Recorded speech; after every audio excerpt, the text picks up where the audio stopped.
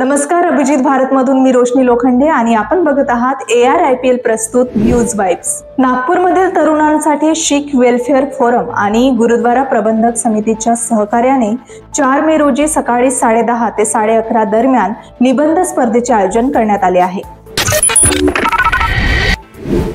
केंद्र सरकारने उत्पादनापासून विक्रीपर्यंत बियाण्यांचे निरीक्षण करण्यासाठी साथी पोर्टल विकसित केले आहे। राज्य सरकारने मुख्यमंत्री फडणवीस यांच्या नेतृत्वाखाली हे पोर्टल लागू करण्याचा निर्णय घेतला असून पालकमंत्री चंद्रशेखर बावनकुळे यांनी याबाबत माहिती दिली आहे।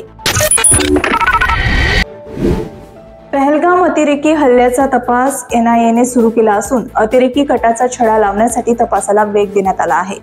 NIAच्या महानिरीक्षकांच्या नेतृत्वाखाली अधिकाऱ्यांचे एक पथक घटनास्थळी पाठवण्यात आले आहे। भारताविरोधात लढण्यासाठी तुर्कीने पाकिस्तानला मोठ्या प्रमाणावर लष्करी शस्त्रसामुग्री पाठवली आहे। तुर्कीच्या लष्कराचे एअरफोर्स C-130 हे मालवाहू हरक्युलिस विमान कराची विमानतळावर उतरले आहे।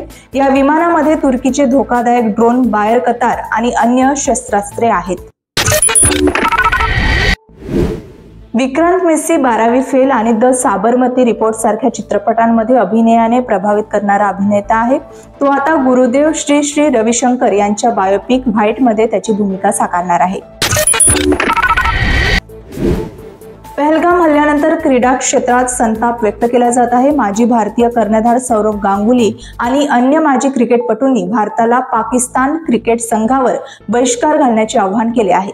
जर भारताने पाकिस्तानवर बहिष्कार घातला तर ते मोठं संकट ठरू शकते। न्यूज वाइब्स मध्ये आज एवढंच। आपण पुन्हा भेटूया अशाच नवनवीन घडामोडींसह। तोपर्यंत बघत रहा अभिजित भारत।